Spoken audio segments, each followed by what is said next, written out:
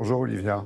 Alors Laurent. Simone Veil, effectivement, femme de lettres accomplie. Oui. On s'en rend compte avec ce recueil de ses discours, je veux Oui. dire presque ses mémoires politiques. Oui, Mais oui, pas oui. que. Elle a très peu écrit, Simone Veil, pour une raison, à mon avis, très simple, c'est qu'elle mettait très très haut la littérature et qu'elle-même était une femme extrêmement modeste. Oui, c'est encore son humilité.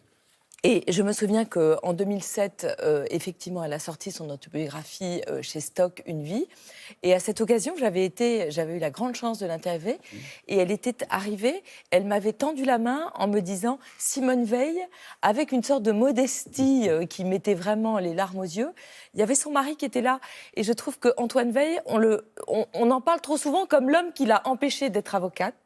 C'est vrai qu'à cette époque, c'était impossible pour lui d'avoir une femme avocate, mais en même temps, c'est un homme qui l'a accompagné toute sa vie, qui l'a soutenu, et je trouve qu'il a eu un rôle merveilleux auprès d'elle. Dans Une vie, ce qui était beau, c'est qu'elle se souvenait de son enfance, et c'est très souvent le cas des grands écrivains, et elle se souvenait de son père, notamment. Son père adorait la littérature, et un jour, quand elle avait eu 14 ou 15 ans, elle racontait cette petite histoire que je trouvais très belle.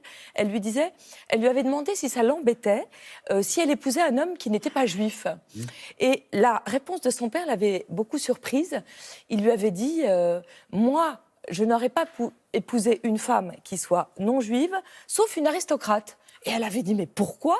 Il lui avait dit, parce que ce sont les juifs et les aristocrates qui lisent depuis des siècles, et c'est ça la chose la plus importante du monde. Les livres.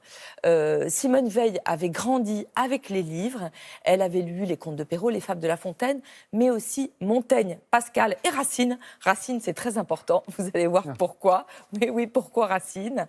Elle parlait de sa mère en disant qu'elle n'avait jamais vu une telle bonté. Et puis, dans son livre, elle se souvenait aussi d'un épisode très dramatique de sa vie, elle rentre de camp de concentration, elle a perdu les siens, et sa sœur Milou devient une sorte de deuxième mère, et en 1951, sa sœur Milou a un très grave accident de voiture, et elle meurt avec son petit garçon Luc, et ça aussi, c'est une épine dans le cœur de Simone Veil, qui va peu après travailler, et je me souviens d'une phrase dans Une vie. Quand elle commence à travailler, elle dit « j'entrais dans la vie ». Phrase qui montre vraiment l'importance que ce travail a eu pour elle. Dans les discours de Simone Veil, qui sont ses autres écrits, vous le disiez, ses mémoires politiques, il y a évidemment le discours pour l'avortement et il y a le discours de son entrée à l'Académie française en 2010. Et alors, elle commence par expliquer sa stupeur, son émerveillement d'entrer dans le temple de la langue française, elle qui n'a pas eu de prétention littéraire, mais qui pense que la langue est le pilier, la langue française est le pilier de l'identité. Et là, de nouveau, qu'est-ce qu'elle fait ? Elle convoque son père en disant qu'il serait ébloui de voir sa fille rentrer à l'Académie française. Et puis après, elle fait le portrait de Pierre Messmer. Alors, on a le droit de ne pas être passionné par la vie de Pierre Messmer, mais ce qui est passionnant, c'est qu'au travers de ce portrait, elle fait une sorte de résumé de ce que doit être pour elle une femme ou un homme politique.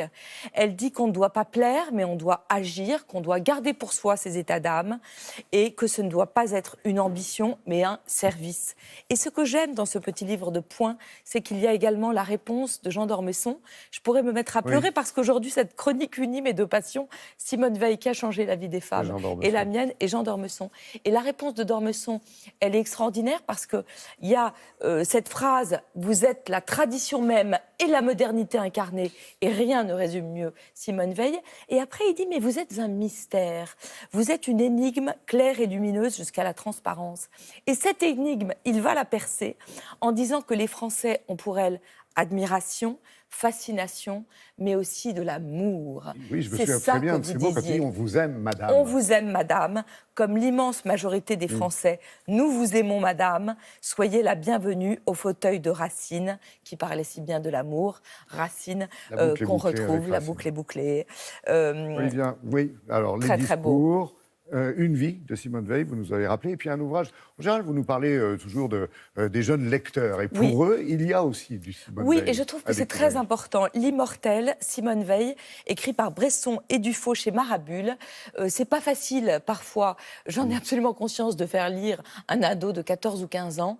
Je trouve que ce roman graphique, comme on dit aujourd'hui, est extrêmement bien fait, parce qu'il raconte vraiment tous les combats de Simone Veil. Il y a un code couleur, il y a une couleur pour raconter le combat féministe, une couleur pour raconter la Shoah, une couleur pour raconter l'enfance.